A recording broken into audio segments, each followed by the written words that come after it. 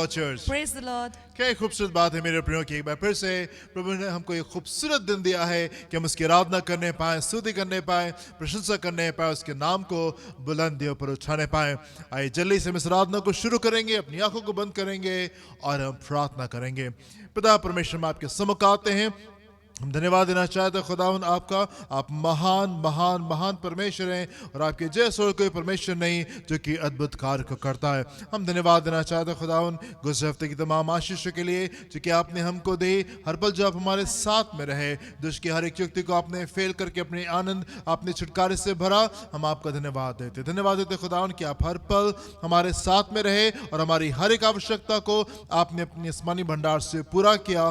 धन्यवाद देते हैं, धन्यवाद देते खुदावन की एक बार फिर से आपने हमको मौका दिया कि हम आपकी आराधना कर सकें, स्तुति कर सकें, प्रशंसा कर सकें और आपके नाम को बुलंदियों पर उठाने पाए। पिता परमेश्वर, इस पूरी आराधना को आपके हाथ में सौंपते हैं। हम चाहते प्रभु जहां कहीं भी लोग हैं इस समय जल्दी से निकल के आने पाए और सब लोग आपकी आराधना करने पाए, स्तुति करने पाए। पिता परमेश्वर, तमाम गड़बड़ियों को हम कैंसिल करते हैं पिता परमेश्वर, फ्रूट करते हैं पिता परमेश्वर, और हम चाहते हैं कि आपकी उपस्थिति हमारे बीच में आने पाए और आपकी महिमा होने पाए। इस पूरी आराधना को अपने हाथ में लें, देखिए, संभालें। यीशु के नाम से मांगते हैं, सुनिएगा, ग्रहण कीजिएगा। आमेन एंड आमेन। हालेलुया। कुछ गीतों गाएंगे हम लोग और प्रभु की महिमा को करेंगे। आप जहाँ कहीं भी हमारे साथ में आप ज्वाइन कर सकते हैं प्रभु की महिमा में। हालेलुया।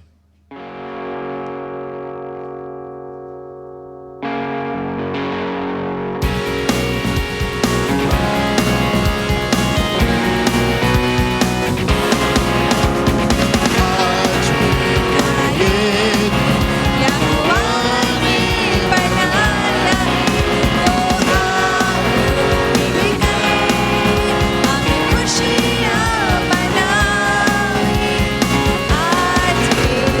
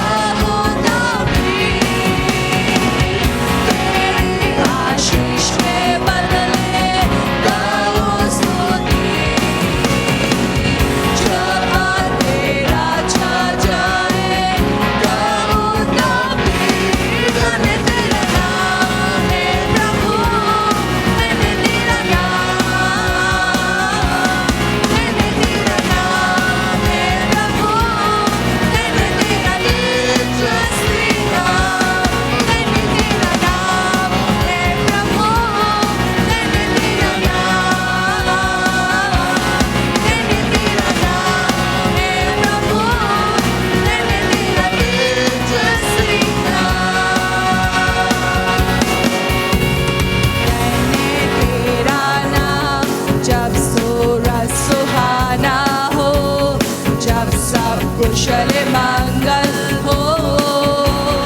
धन्य तेरा नाम, धन्य तेरा नाम। मुश्किलों की राहों में दर्द हो भले हर पल में, धन्य तेरा नाम। तेरी आशीष के बदले गाओ स्तुति, जब अंधेरा छा जाए गाओ तभी। तेरी आशीष के बदले गाओ स्तुति, जब अंधेरा छा जाए गाओ तभी। धन्य तेरा नाम है प्रभु, धन्य तेरा नाम, धन्य तेरा नाम है प्रभु, धन्य तेरा तेजस्वी नाम। धन्य तेरा नाम है प्रभु, धन्य तेरा नाम, धन्य तेरा नाम है प्रभु, धन्य तेरा तेजस्वी नाम। तू ही देता है, तू ही देता है, यहोवा मेरा तेरा नाम। तू ही देता है, तू ही देता है, यहोवा मेरा तेरा नाम। धन्य तेरा नाम है प्रभु, धन्य तेरा नाम, धन्य तेरा नाम है प्रभु, धन्य तेरा तेजस्वी नाम। धन्य तेरा नाम है प्रभु, धन्य तेरा नाम, धन्य तेरा नाम है प्रभु, धन्य तेरा तेजस्वी नाम। तेरे आशीष के बदले गाओ स्तुति, जब अंधेरा छा जाए गाओ तभी। तेरी आशीष के बदले गाओ स्तुति, जब अंधेरा छा जाए गाओ तभी। धन्य तेरा नाम है प्रभु, धन्य तेरा नाम, धन्य तेरा नाम है प्रभु, धन्य तेरा तेजस्वी नाम। धन्य तेरा नाम है प्रभु, धन्य तेरा नाम, धन्य तेरा नाम है प्रभु, धन्य तेरा तेजस्वी नाम। हालेलुया, यस लॉर्ड, आपका नाम सामर्थ्य है यीशु। हर एक घाटी, हर एक तराई, हर वो निचले स्थान हमारी आराधना को रोक नहीं सकते, क्योंकि वो हमारे साथ में रहते हैं। ओ प्रभु जी, दुष्ट की कोई चाल हमें आपके नजदीक आने से रोक नहीं सकती, क्योंकि आप छुड़ाने के लिए हमारे साथ में हैं। हम आपकी महिमा करते हैं। यस लॉर्ड, हम आपकी स्तुति करते हैं। महिमा हो मेरे प्रभु की।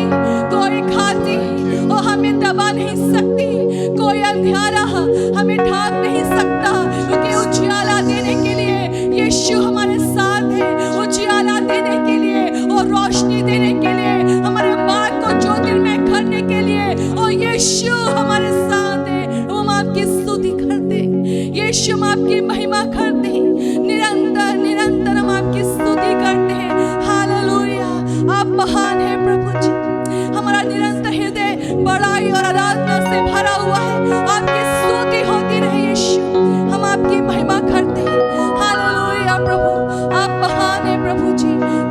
धन्यवाद यीशु, धन्यवाद हो प्रभु जी। हालेलुया। प्रिय उसकी स्तुति करें, उसकी महिमा करें, अपने जीवन को सौंपते हुए, क्योंकि कोई घाटी इतनी गहरी नहीं कि जहाँ प्रभु की उपस्थिति पहुंच ना सके। वो आपके साथ में है, वो आपके साथ में है, वो निरंतर आपके साथ में है। उसकी आराधना करें। हालेलुया।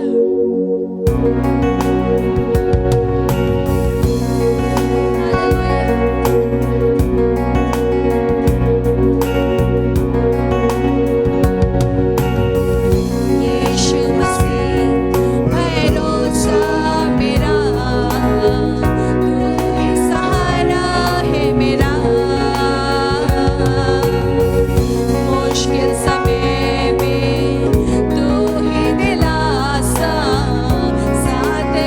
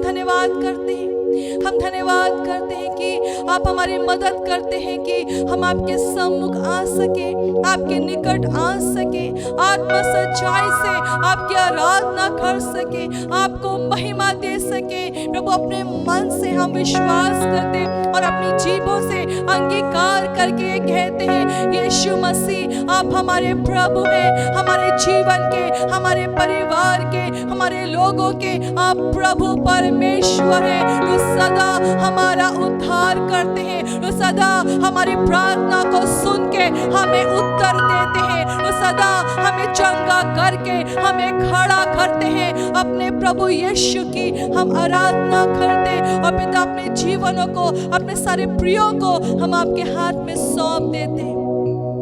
आपसे अच्छा और भला कोई हमें संभाल नहीं सकता, कोई अगुवाई नहीं कर सकता, कोई बुद्धि नहीं दे सकता, क्योंकि बुद्धि की प्राप्ति तो आपका भय मानने से होती है। आपकी आज्ञा मानने से हम उत्तम उत्तम पदार्थों को हम आनंद उठाते हैं। प्रभु जी, ये आपकी निकटता में आने का फल है, परिणाम है। इसलिए हम आपके भय में चलना चाहते, आपका आदर मानना चाहते, आपकी आज्ञाओं को पूरा करना चाहते। हम सबकी मदद करें, हम सबकी मदद करें, ताकि उस कार्य को हम लोग अपने जीवन में पूरा होते देख सके, जब हमारे जीवनों में करना चाहते, हमारे जीवनों के द्वारा करना चाहते। हमें ग्रहण करें, हमें ग्रहण करें। सारी महिमा आपको मिले। इस प्रार्थना को यीशु के नाम में मांगते हैं। आमीन, आमीन, आमीन।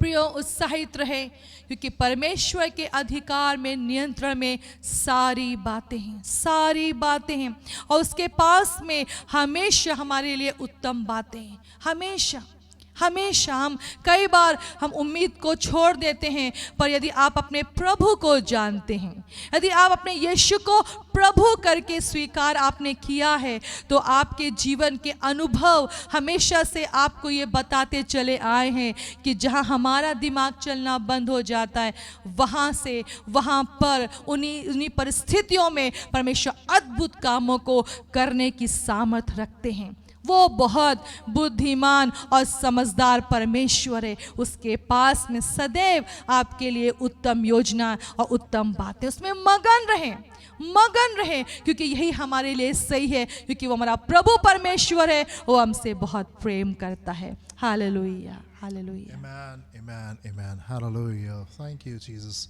मैं विश्वास करता हूँ कि आपने आनंद को उठाया होगा आराधना में, और प्रभु ने आपको ज़रूर से छुआ होगा। ये वो समय होगा कि हम अपने दान से, अपने दशमन से प्रभु की महिमा करेंगे। परमेश्वर हमारी सारी आवश्यकताओं को अपने आसमानी भंडार से पूरा करते हैं। और क्या आवश्यक बात है मेरे प्रियो कि हम परमेश्वर के सम्मुख आएँ, उसको धन्यवाद देते हुए, उसकी आराधना करते हुए आने पाएँ। और जो भी आप परमेश्वर को देना चाहते हैं आप दे सकते हैं, और बाद में आप इसको चाहें तो आप चर्च में ऑनलाइन ट्रांसफ़र कर सकते हैं, या जब आप विजिट करें चर्च को तो आप आके अपनी ऑफरिंग्स को, अपनी टाइट्स को आप कलीसिया में पहुँचा सकते हैं। प्रभु आपको आशीष दें। ये वो समय होगा कि हम प्रभु के वचन की ओर चलेंगे और देखेंगे कि परमेश्वर हमसे क्या बात करना चाहता है। हालेलुया। परमेश्वर के वचन की ओर चलेंगे।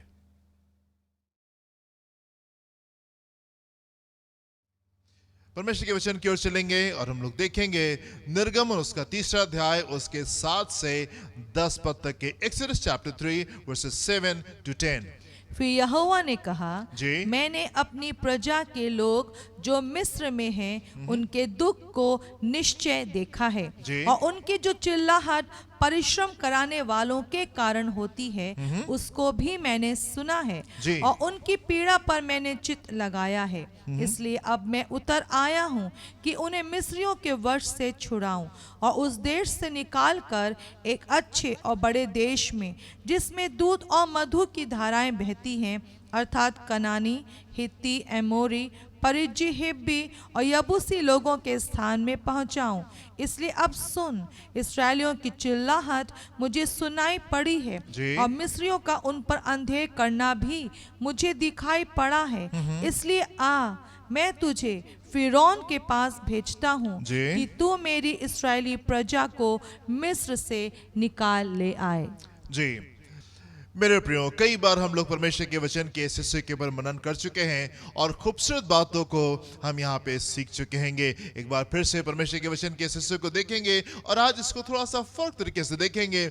आज हम देखेंगे उस रिश्ते को जो कि परमेश्वर और मूसा के बीच में है। ये खूबसूरत सा रिश्ता जो कि परमेश्वर और मूसा के बीच में एग्जिस्ट करता है। ये ब्यूटीफुल सा कॉन्वर्सेशन, ये एक अच्छी सी बातचीत जो कि परमेश्वर और मूसा के बीच में यहाँ पे हो रही है, हम इसके ऊपर मनन करेंगे और खूबसूरत बातों को हम यहाँ पे देखेंगे। एक बार फिर से देखेंगे यहाँ पे क्या लिखा हुआ है 7वें पद से।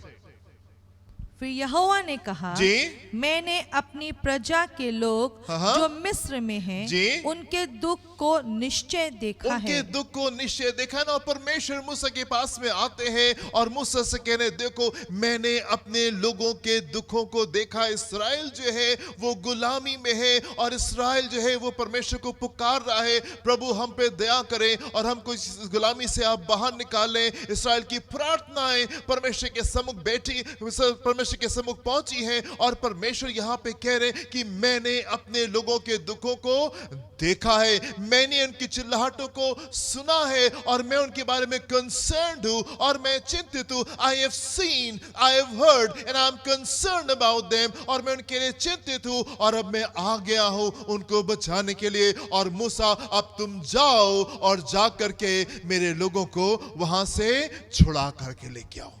परमेश्वर मूसा से कह रहे, मैंने अपने लोगों को दुखों को देखा है और अब तुम जाओ और जा करके मेरे लोगों को छुड़ा करके लेके आओ।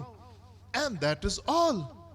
और बस यही परमेश्वर जो है वो मूसा से कह रहे हैं ना। मूसा से पहली बार मूसा की मुलाकात जो है वो परमेश्वर से हो रही है और इस पहली मुलाकात में इतने सालों के बाद में आज पहली मुलाकात है और परमेश्वर मूसा से मूसा के बारे में कुछ नहीं कह रहे।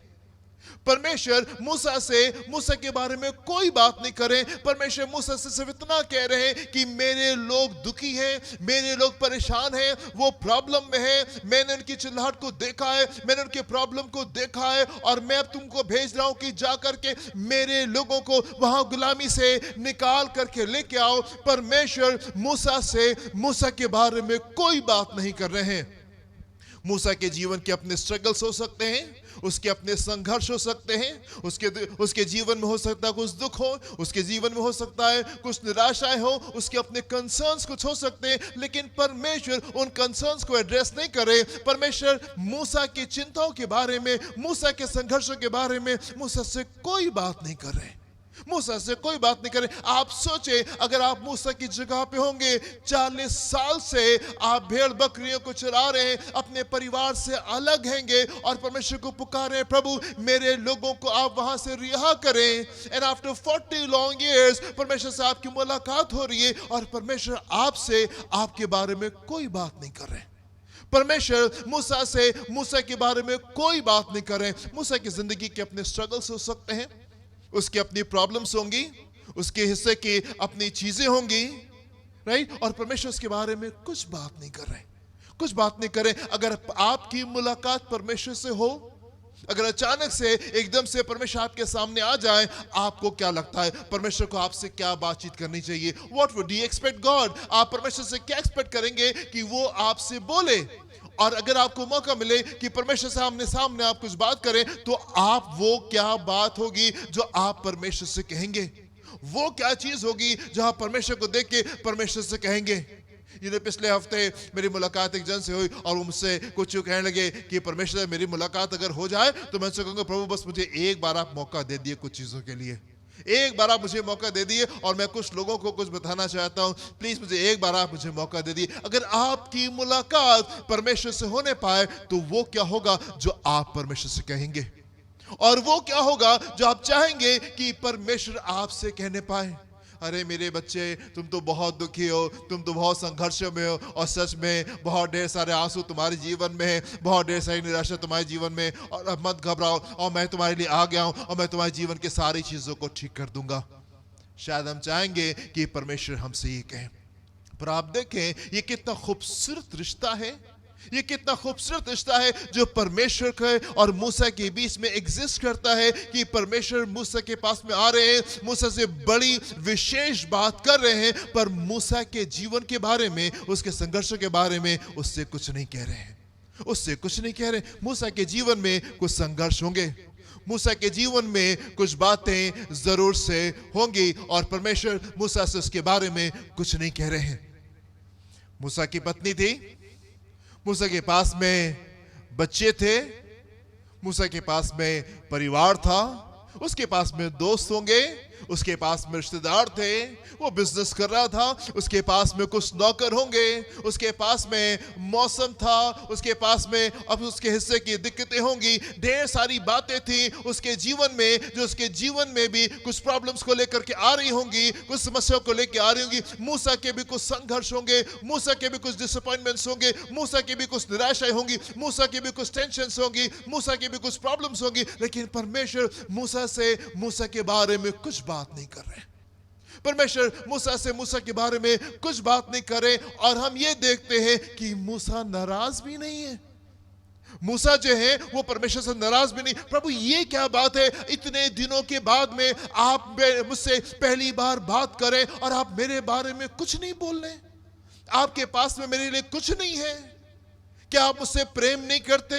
क्या आप मेरी चिंता नहीं करते? मेरे संघर्षों का क्या होगा, मेरे आंसुओं का क्या होगा, मेरी निराशाओं का क्या होगा, मेरी टेंशन्स का क्या होगा, मेरे प्रेशर्स का क्या होगा, मेरे संघर्षों का क्या आपके पास में मेरे लिए कुछ नहीं है? मेरा प्रिय, ऐसा नहीं है कि परमेश्वर हमसे प्रेम नहीं करते और परमेश्वर हमारा ख्याल नहीं करते, परमेश्वर मूसा से प्रेम नहीं करते थे और परमेश्वर मूसा का ख्याल नहीं करते थे। ऐसा नहीं है। ऐसा नहीं है कि परमेश्वर सिर्फ अपनी ही बातों के लिए चिंतित है, अपने ही इश्यूज के लिए कंसर्न है और उनको आपकी परवाह नहीं है। नहीं मेरे प्रिय, हमने परमेश्वर की मोहब्बत को देखा है, उसके फिक्र को देखा है, उसकी चिंता को देखा है, और हमने क्रूस के ऊपर इन तमाम चीजों को देखा है कि वो हमसे कितना ज्यादा प्रेम करता है, कितना ज्यादा कंसर्न है हमारे बारे में, कितनी ज्यादा वो हमारे जीवन में रुचि को रखता है। इस मोहब्बत को हमने क्रूस के ऊपर देखा है।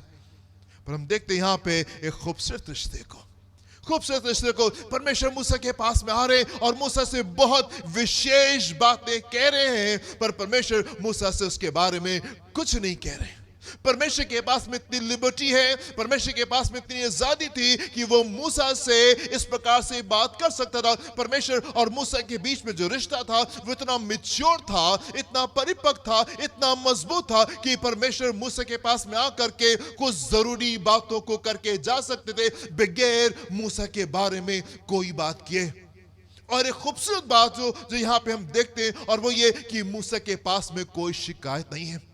मूसा is not complaining. Moses is not complaining. मूसा ये नहीं कह रहा है, प्रभु ये क्या बात है, प्रभु ये क्या बात है, आपने मेरे बारे में तो मुझसे कुछ कहा ही नहीं, मेरी चिंताओं के बारे में तो आप बात ही नहीं कर रहे, मेरे आंसुओं के बारे में तो आप कुछ बात ही नहीं कर रहे, मेरे संघर्षों के बारे में तो आप कुछ परवाह ही नहीं कर रहे। What is this, Lord? ये क्या बात है? What about me, Lord? क्या आपके पास में मेरे लिए कुछ भी नहीं है?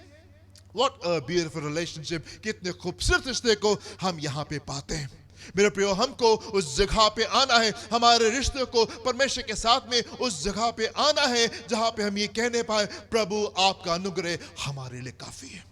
हमारे रिश्ते को उस जगह पे निकल करके आना। मेरे प्रियो, धीमे धीमे चलते चलते, वचन को पढ़ते पढ़ते, प्रार्थना करते करते, परमेश्वर को आप अपने जीवन में अनुभव करते करते हम उस स्थान पे पहुंचते हैं जहां पे हम ये कहने पाते, परमेश्वर आपका अनुग्रह मेरे लिए काफी है। हम परमेश्वर को अपने जीवन में कार्य करते हुए देखते, हम प्रतिदिन उसके अनुग्रह को अपने जीवन में देखते, हम प्रतिदिन उसकी मोहब्बत को अपनी जिंदगी में अनुभव करते, हम प्रतिदिन उसकी रहनुमाई को, इसकी हिफाजत को अपने जीवन में अनुभव करते, और हम देखते परमेश्वर हमारे आगे आगे कैसे चलते और कैसे हमारे लिए तमाम टेढ़े मेढ़े रास्तों को हमारे लिए खूबसूरत करते चलते, और धीमे धीमे करके हम उस स्थान पे पहुंचते जहां पे हम ये कहने पाते, प्रभु आपका अनुग्रह हमारे लिए काफी है, प्रभु आपका अनुग्रह हमारे लिए काफी है। और हम उस जगह पे खड़े होते हैं आकर के जहाँ पे जरूरी नहीं होता कि परमेश्वर एवरीडे हमको आकर के पैसिफाई करने पाए, हमारे आंसू पोंछने पाए। नहीं बेटे, तुम बहुत परेशान हो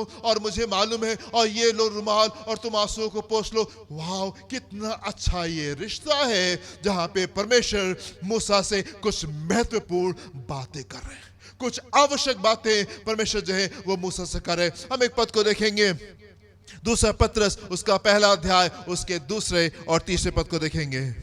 परमेश्वर की ओर जी हमारे प्रभु यीशु की पहचान के द्वारा जी अनुग्रह और शांति तुम में बहुतायत से बढ़ती जाए, जी क्योंकि उसकी ईश्वरीय सामर्थ ने क्योंकि उसकी ईश्वरीय ईश्वरीय सामर्थ ने सब कुछ जो जीवन और भक्ति से संबंध रखता है हमें उसी की पहचान के द्वारा दिया है, जिसने हमें अपनी ही महिमा और सद्गुण के अनुसार बुलाया है। Amen, amen. Verse number 3 one more time. क्योंकि उसकी ईश्वरीय सामर्थ ने सब कुछ जो जीवन और भक्ति से संबंध रखता है हमें उसी की पहचान के द्वारा दिया है जिसने हमें उसी के पहचान के द्वारा हमें भरपूरी से दिया है सब कुछ जो हमारे जीवन और हमारी भक्ति से संबंधित है। जब आप परमेश्वर के साथ चलेंगे, जब आप परमेश्वर के साथ चलेंगे, उसके ऊपर विश्वास करेंगे, अपनी चिंताओं को उसके सम्मुख लेकर के आएंगे, अपने आंसुओं को उसके सम्मुख लेके आएंगे और आप अपनी बातों को परमेश्वर से कहेंगे और अनुमति देंगे कि परमेश्वर आपके जीवन में हस्तक्षेप करे और वो अपने समय पे और अपनी इच्छा के अनुसार आपके जीवन में कार्य करने पाए, अपने समय पे और अपनी इच्छा के अनुसार वो आपके जीवन को शेप देने पाए। यदि आप अनुमति देंगे, आप देखेंगे कि परमेश्वर आपके जीवन में वफादार है और आप ये कहने पाएंगे, यस लॉर्ड, प्रभु हमारे जीवन और हमारे भक्ति से संबंधित सारी बातें आपने हमारे जीवन में भरपूरी के साथ में उंडेली है। सारी बातें हमारे जीवन और हमारे भक्ति से संबंधित सारी बातें आपने हमारे जीवन में भरपूरी से उंडेली है। मेरे प्रिय, ये परमेश्वर के लोगों का अनुभव होता है, ये परमेश्वर के लोगों का अनुभव होता है। जब हम परमेश्वर के साथ में चलते हैं, जब हम परमेश्वर के साथ में चलते हैं, हम हर कदम पे उसके फजल को देखते हैं, उसके अनुग्रह को देखते हैं, उसकी दया को देखते हैं, उसकी मोहब्बत को देखते हैं, उसकी रहनुमाई को देखते हैं, उसकी हिफाजत को देखते हैं, उसके प्रोटेक्शन को देखते हैं, उसकी भरपूरी को देखते हैं, उसकी विजय को अपने जीवन में अनुभव करने पाते। और जरूरी नहीं होता कि एवरी टाइम परमेश्वर हमारे पास में आए और हमारे आंसुओं को पोंछते हुए, लो बेटा रुमाल लो, अपने आंसू पोंछ लो। हमारा रिश्ता उस जगह पे आता है जहां पे परमेश्वर अपनी विशेष बातें हमसे आकर के कर सकते हैं, यहाँ पे परमेश्वर अपनी विशेष बातें हमसे आकर के करने पाते। मेरे प्रिय, हमने कुछ दिनों पहले इस बात के ऊपर मनन किया था कि जब याकूब अपने घर से निकलता है और जब वो लबान के घर को जा रहा है, रास्ते में उसको कोई जंगली जानवर नहीं मिल जाता जो उसको फाड़ के खा जाता है। रास्ते में कोई चोर और बदमाश जो है वो उसको लूट करके उसको मार नहीं देते। रास्ते में कोई सांप उसको नहीं मिल जाता है। मेरे प्रिय, दुष्ट आत्माएं उसके पास में नहीं आती जो कि उसको परेशान करती। पर क्या खूबसूरत बात है मेरे प्रिय, जब याकूब जो है वो अपने मार के ऊपर जा रहा है, परमेश्वर उसके पास में आते, परमेश्वर की मुलाकात होती, परमेश्वर उसके कदमों को वॉच कर रहे थे, एक एक स्टेप को देख रहे थे कि किस मार से होकर के याकूब जा रहा है। और परमेश्वर का अनुग्रह, परमेश्वर का प्रोटेक्शन, परमेश्वर की सुरक्षा जो थी वो याकूब के ऊपर बनी हुई थी। और रात में परमेश्वर जो है वो याकूब से बात करते हैं। कोई दुर्घटना उसके साथ में नहीं हो गई, कोई विपत्ति उसके ऊपर नहीं आ गई, कोई अनहोनी उसके साथ में नहीं हो गई। मेरे प्रिय, परमेश्वर का अनुग्रह हमारे साथ में रहता है और कोई दुर्घटना हमारे साथ में इस प्रकार से नहीं घटती, कोई इस प्रकार से कोई हानि हमारे जीवन में नहीं आ जाती। परमेश्वर हमको लेकर के चलते हैं। और हम देखते हैं कि जब याकूब लाबान के घर में पहुंचता है, लाबान उसके साथ में बेईमानी करने की कोशिश करता है। यस, वो मोमेंट्स है, यस वो पल जरूर से होंगे जब याकूब टेंशन में गया होगा, जब याकूब प्रेशर में गया होगा, याकूब को दुख हुआ होगा, वो निराशा में होगा, वो संघर्ष में होगा। प्रभु, ये जन मेरे साथ में क्यों बेईमानी कर रहा है, क्यों बार बार ये मेरे वेजेस को बदल देता है, क्यों मेरी पगार को ये जन बार बार बदल देता है। हो सकता है याकूब शुरू के दिनों में वो टेंशन में गया हो, प्रेशर में गया हो, पर परमेश्वर ने उन दिनों में उसको सिखाया, उन दिनों में परमेश्वर ने उसको सिखाया कि यस, परमेश्वर उसके साथ में वफादार है और परमेश्वर ने उसकी हानि नहीं होने दी, परमेश्वर ने उसकी हानि नहीं होने दी। मेरे प्रिय, हम देखते हैं कि हमारे जीवन में परमेश्वर वफादार है, उसकी सामर्थ हमारे जीवन में कार्य करती है और उसकी चीजें हमारे जीवन में बनी रहती है। उसका फजल, उसका अनुग्रह हमको घेर करके रखता है। हालेलुया, कितना खूबसूरत रिश्ता है ये जो परमेश्वर और मूसा के बीच में है। आवश्यकता नहीं है परमेश्वर को कि परमेश्वर जो है वो मूसा के पास में आके कहे, मूसा तुम बहुत दुखी हो, तुम परेशान हो, और तुम्हारे पत्नी के संबंध में ये बात, और तुम्हारे बच्चों के संबंध में ये बात, और तुम्हारे नौकरों के संबंध में ये बात, और तुम्हारे रिश्तेदारों के संबंध में ये वाली बात, और तुम्हारी इस परेशानी के लिए मैं ये कहना चाहता हूँ, और तुम्हारी इस परेशानी के लिए मैं तुमसे ये कहना चाहता हूँ। परमेश्वर का अनुग्रह मूसा के जीवन में था, और मूसा का रिश्ता परमेश्वर के साथ में उस जगह पे था जहां पे मूसा ये कहने पाए, प्रभु आपका अनुग्रह मेरे लिए काफी है, प्रभु आपका अनुग्रह मेरे लिए काफी है, आपका अनुग्रह मेरे लिए काफी है। मेरे प्रिय, जिस मार्ग के लिए, जिन चीजों के लिए परमेश्वर मूसा को तैयार कर रहे थे, जिन चीजों के लिए परमेश्वर मूसा को तैयार कर रहे थे, परमेश्वर को एक जन की आवश्यकता थी जो कि बहुत पेशेंट हो, जो कि बहुत सहन करने वाला जन हो, बहुत धीरज रखने वाला जन हो। परमेश्वर को एक ऐसे जन की आवश्यकता थी जो कि बहुत धीरज रखने वाला जन हो, एक पेशेंट इंसान की जरूरत थी, क्योंकि उसको मालूम था कि एक बड़ी भीड़ को जो कि बहुत इम्पेशेंट है, जो कि बहुत बलवा करने वाली है, जो कि कुड़कुड़ाने और बड़बड़ाने वाली भीड़ है, ऐसी भीड़ को लीड करना है, ऐसी भीड़ को मिस्र से निकालना है और कनान तक के पहुंचाना है। और ऐसी भीड़ के लिए उसको एक ऐसे जन की आवश्यकता है जो कि बहुत धीरज वाला जन हो, जो कि बहुत पेशेंट जन हो। और इसीलिए ये एक लंबा दौर जो है ये हम मूसा के जीवन में देखते हैं कि एक लंबे दौर तक के मूसा सिर्फ प्रार्थना करते रहे और इंतजार करते रहे परमेश्वर के ऊपर। परमेश्वर ने मूसा को पेशेंस रखना सिखाया, परमेश्वर ने मूसा को धीरज रखना सिखाया, परमेश्वर ने मूसा को विश्वास करना सिखाया, परमेश्वर ने मूसा को उस समय का, उसके समय का इंतजार करना सिखाया। परमेश्वर तमाम सालों में खामोश नहीं थे, परमेश्वर तमाम समय में खामोश नहीं थे। ऐसा नहीं था कि मूसा के जीवन में वो कार्य नहीं कर रहे थे, मूसा को उस बड़े कार्य के लिए तैयार कर रहे थे। कई बार हम प्रार्थना करते हैं और बड़ी जल्दी हमको उत्तर मिल जाता है, कई बार दूसरे लोग प्रार्थना करते हैं और बहुत जल्दी उनको उत्तर मिल जाता है, पर कई बार उसका उत्तर कुछ समय बाद में आता है, थोड़ी देर लगती है, थोड़ा समय जाता है, पर जब समय लग रहा होता है परमेश्वर खामोश नहीं होते, परमेश्वर बेपरवाह नहीं होते। ऐसा नहीं होता कि परमेश्वर कहीं और बिजी है और वो देख नहीं रहा है और उसको ख्याल नहीं है, नहीं, परमेश्वर देख रहा है, उसको पूरा ख्याल है और वो आपको आने वाली चीजों के लिए तैयार कर रहा है, आने वाली बातों के लिए तैयार कर रहा है। मूसा के जीवन में वो पल आया जबकि खामोशी थी, जबकि परमेश्वर की तरफ से उसको उत्तर नहीं मिल रहा था, जबकि परमेश्वर की तरफ से उसको वो परिवर्तन अनुभव नहीं हो रहा था जो मूसा चाहता था कि बस कल ही हो जाए और बस अभी हो जाए। परमेश्वर अपने समय पे कार्य कर रहे थे और मूसा को तैयार कर रहे थे, और मूसा को तैयार करते। मेरे प्रिय, अगर आपके जीवन में किसी बातों के लिए समय लग रहा है, यू जस्ट बी पेशेंट, आप धीरज को रखें, आप धैर्य को रखें, आप ठहरे रहे और होने पाए मेरे प्रियो कि आपका रिश्ता परमेश्वर के साथ में उस जगह पे आए जहां पे आप परमेश्वर से कहने पाए, यस प्रभु मैं इंतजार कर रहा हूं और मुझे मालूम है मैं पेशेंटली इंतजार कर रहा हूं, मैं धीरज के साथ में इंतजार कर रहा हूं। जरूर है कि मेरे आसपास ये संग है, जरूर है कि मैं इस समय शेरों की मान में हूं, पर मुझे मालूम है प्रभु सुबह होगी और आप सुबह मुझे इसमें से बाहर जरूर से निकालेंगे। मुझे मालूम है कि अभी मुझे ये सिंह घेरे हुए, पर आपका अनुग्रह जो है वो मेरे लिए काफी। अभी मुझे शेर घेरे हुए, मेरे चारों ओर शेर है, पर आपका अनुग्रह मुझे घेरे हुए, और प्रभु मुझे मालूम है कि सुबह आएगी और आप मुझे इसमें से बाहर निकालेंगे। आपके रिश्ते को मैच्योर होने की जरूरत है, आपके रिश्ते को परमेश्वर के साथ में परिपक्व होने की जरूरत है। अगर हमको हमारी प्रार्थना को उत्तर नहीं मिल रहा है, हम जल्दी से निराश हो जाएं, हम जल्दी से घबरा जाएं और जल्दी से हम जो है छोड़ दें चीजों को, नहीं हमको तो समझ में नहीं आ रहा है। मेरे प्रिय, जरूरत इस बात की आपका रिश्ता परमेश्वर के साथ में मजबूत होने पाए। कितना खूबसूरत ये रिश्ता है जो कि परमेश्वर और मूसा के बीच में एग्जिस्ट कर रहा है।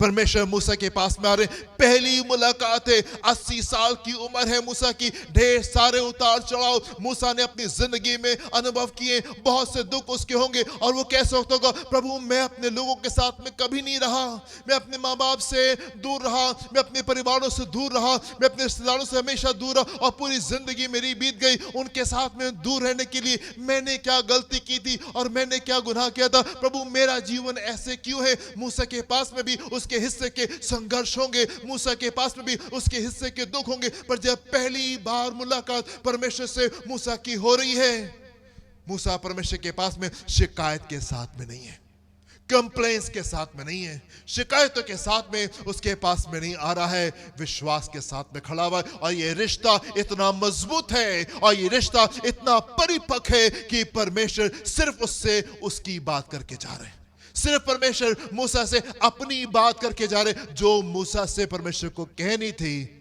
क्योंकि बाकी चीजों की कहने की आवश्यकता नहीं है। मूसा को मालूम है कि परमेश्वर का अनुग्रह उसको घेरे रहा है और उसको आज भी घेरे हुए है।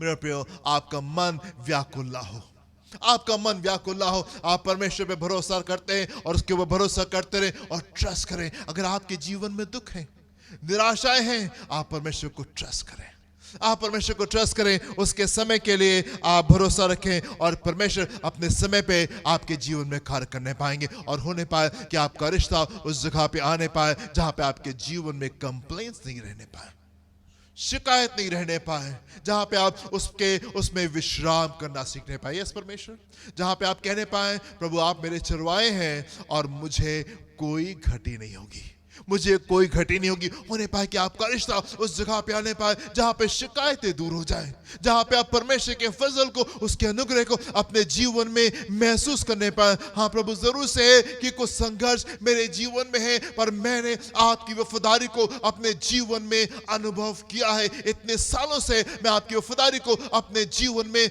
अनुभव करता आया हूं और मुझे मालूम है कि आपकी वफादारी ही मुझे आगे की ओर लेकर के जाएगी। जरूर से यहाँ पे कुछ बातें हैं जिनके लिए मैं बहुत समय से प्रार्थना कर रहा हूं, पर वो नहीं बदली हैं, पर मैं विश्वास करता हूं परमेश्वर कि आपके समय में और आपकी इच्छा में आप अपनी खूबसूरती को हमारे बीच में उंडेलेंगे। और हम विश्वास करते हैं दाऊद की तरीके से कि प्रभु आप हमारे चरवाहे हैं और हमें घटी होने नहीं जा रही है, आप हमारे चरवाहे हैं और हमें जीवन में कोई घटी होने नहीं जा रही। मेरे प्रियो, कंप्लेंट से बाहर आ जाए, शिकायतों से बाहर आ जाए और परमेश्वर के ऊपर विश्राम करना सीखे, परमेश्वर के ऊपर विश्राम करना सीखे। परमेश्वर के वचन में एक जन है जिसको कि मालूम था कि विश्राम करने का मतलब क्या है और कैसे विश्राम किया जाता है। अब देखिए मेरे साथ में योना, उसका पहला अध्याय, उसके 4 पद से 6 पद को देखेंगे।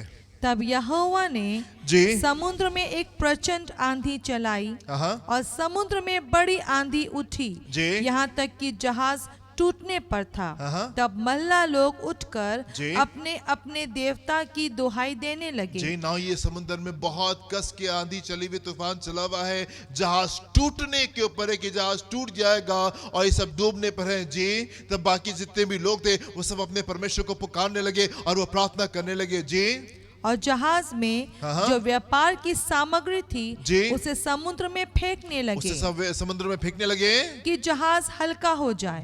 परंतु योना जहाज के निचले भाग में उतर कर सो गया था। परंतु योना जहाज के निचले भाग में उतर कर सो गया था और गहरी नींद में पड़ा हुआ था। और गहरी नींद में पड़ा हुआ थे। जी आगे। तब मांझी उसके निकट आकर कहने लगे कि तू भारी नींद में पड़ा हुआ क्या करता है? जी उठ, अपने देवता की दुहाई दे।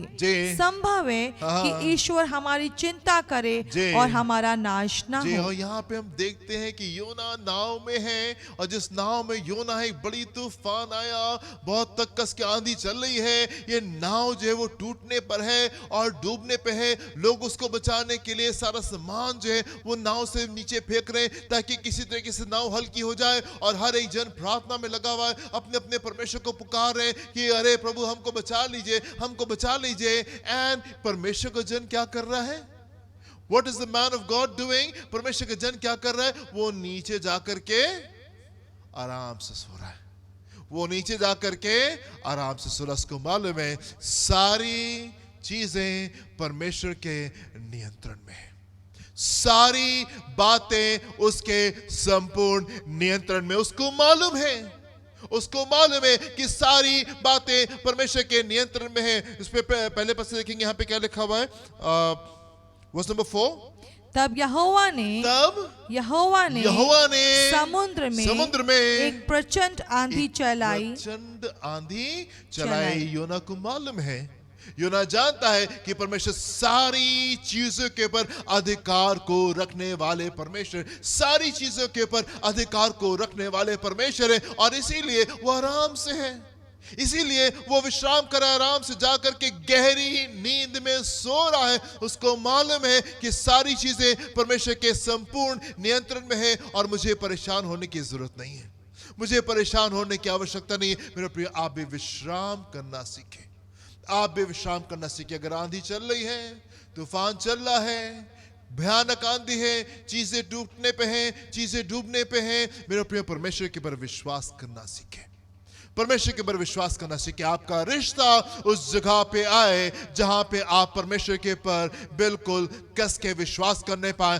और आप डगमगाए नहीं, और आप आंसुओं में नहीं जाएं, और आप निराशा में नहीं जाए। उस स्थान के ऊपर आना है आपको, उस जगह के ऊपर आना है जहां पे आप परमेश्वर से कहने पाए, प्रभु आपका अनुग्रह काफी है, प्रभु आपका अनुग्रह काफी है। जब आंधी चल रही है, तूफान चल रहा है, लहरें उठ रही हैं, नाव डूबने पे है, होने पाए, मेरे प्रियो, हमारा रिश्ता उस जगह पे आए जहां पे हम परमेश्वर से कहने पाए, प्रभु आपका अनुग्रह हमारे लिए काफी है, आपका अनुग्रह हमारे लिए काफी है। हम वापस अपने इस टेक्स्ट में आएंगे, 2 पीटर चैप्टर 1 में आएंगे, उसके दूसरे पद को देखें क्या लिखा हुआ है। दूसरा पत्रस उसका पहला अध्याय, उसके दूसरे पद को देखें क्या लिखा हुआ है यहाँ पे। परमेश्वर की और हमारे प्रभु यीशु की पहचान के द्वारा अनुग्रह और शांति तुम में बहुतायत से बढ़ती जाए। क्या लिखा हुआ है?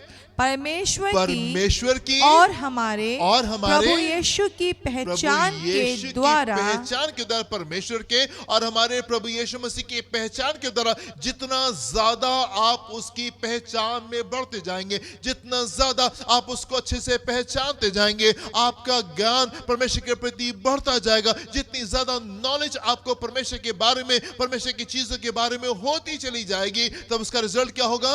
अनुग्रह और शांति तुम में, आप में बहुतायत से बढ़ती जाएगी। जैसे जैसे आप परमेश्वर के विषय के ज्ञान से बढ़ते जाएंगे, जैसे जैसे आप परमेश्वर की बातों को सीखते जाएंगे, जैसे जैसे आप परमेश्वर की मोहब्बत को अपने जीवन में अनुभव करते जाएंगे, जैसे जैसे आप परमेश्वर के कार्य करने के तरीके को समझने पाएंगे, जैसे जैसे आप उसकी भाषा को समझने पाएंगे, जैसे जैसे आप पवित्र आत्मा के प्रति और सेंसिटिव होते जाएंगे, क्या होगा? अनुग्रह और शांति में आप बढ़ते जाएंगे, अनुग्रह और शांति में आप बढ़ते जाएंगे। मेरे प्रियो, कितना खूबसूरत ये रिश्ता है जो मूसा के और परमेश्वर के बीच में है। आवश्यकता नहीं है परमेश्वर को मूसा के पास में आके कहने की, अरे मूसा, मैंने तुम्हारे दुखों को देखा है और तुम तो बहुत दुखी रहे हो, तुम तो बहुत आंसुओं में रहे हो, अपने परिवार से दूर रहे हो, और कितनी तुम्हारी प्रॉब्लम्स है, कितने तुम्हारे संघर्ष है। आवश्यकता नहीं है कि परमेश्वर मूसा के साथ में यहां से शुरू करें।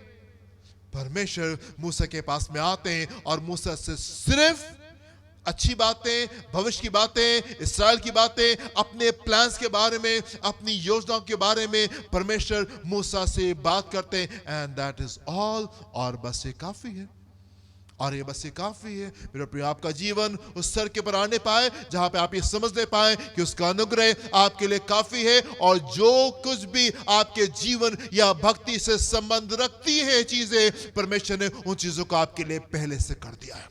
जितनी बातें आपके जीवन से और आपकी भक्ति से संबंधित हैं, उन तमाम चीजों का इंतजाम उसने पहले से आपके लिए करके रखा है। और अब आवश्यकता इस बात की है कि आप परमेश्वर के प्लान में निकल के आने पाए और आप उसकी इच्छा को अपने जीवन में पूरा करने पाए, जिस बात के लिए परमेश्वर ने आपको संसार में भेजा है, जिस बात के लिए परमेश्वर ने आपको संसार में भेजा।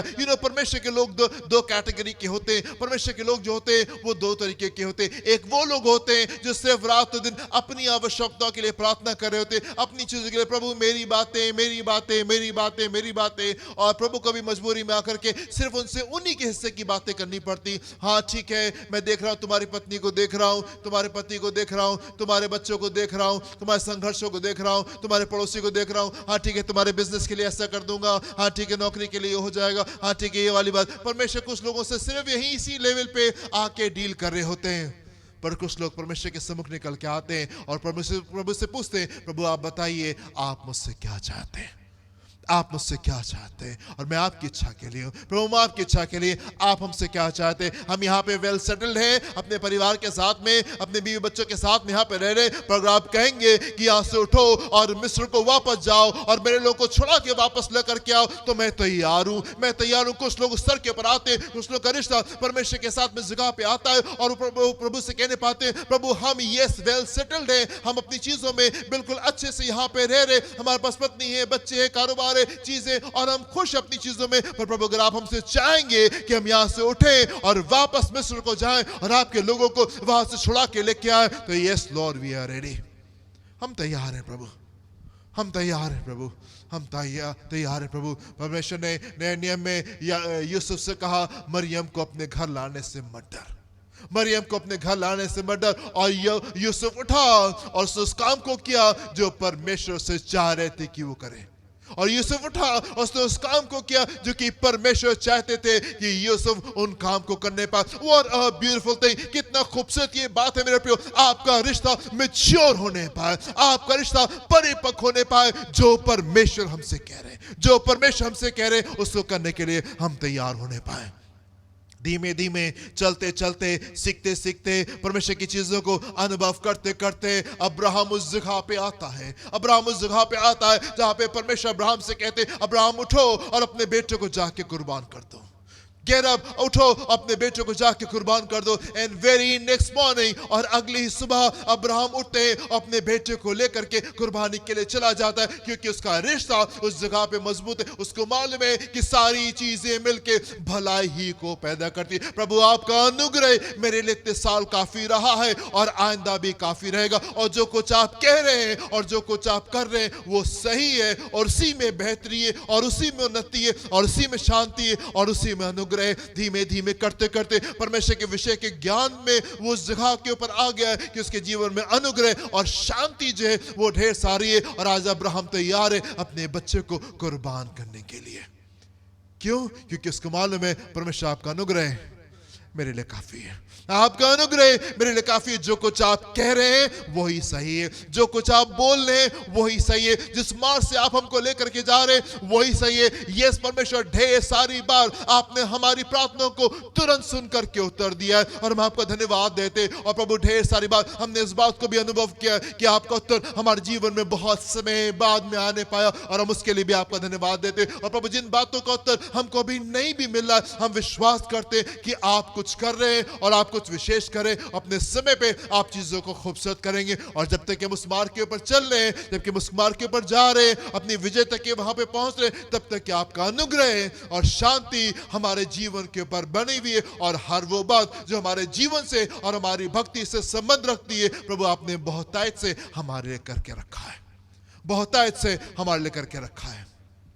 Hallelujah, hallelujah. कई बार कुछ लोग सोचते हैं जैसे तैसे प्रभु के हाथ में चीजों को सौंप दिया, अब जैसे तैसे पार हो जाएगी। जैसे तैसे नहीं पार होगी मेरे प्रिय। अगर आपने अपने जीवन को परमेश्वर के हाथ में सौंपा है, वो खूबसूरत होने जा रहा है, वो खूबसूरत होने जा रहा है। आप इस सत्य में अपने जीवन को लेके चले। अब तो जो होगा सो होगा, जो होगा वो नहीं होगा, जो होगा वो बेहतर होने जा रहा है। इस वाली भाषा से बाहर निकल जाइए। ठीक है, हम प्रार्थना करें, हम दुआ करें, अब तो जो होगा सो होगा, हम तो विश्वास करें सब कुछ प्रभु के हाथ में सौंप दिया, अब तो जो होगा सो होगा, जो होगा और वो नहीं होगा। परमेश्वर हमारे चरवाए और हमें कोई घटी होने नहीं जा रही, उसकी भरपूरी को अपने जीवन में हम अनुभव करने जा रहे हैं। What a beautiful relationship and what a beautiful conversation। कितना खूबसूरत ये रिश्ता है और कितनी खूबसूरत ये बातचीत है जो कि परमेश्वर और मूसा के बीच में यहाँ पे होती है। I am so excited। मैं इसको पढ़ के बहुत उत्साहित हूँ मेरे प्रिय, और होने पाए कि ये बातें आपके जीवन को छूने पाए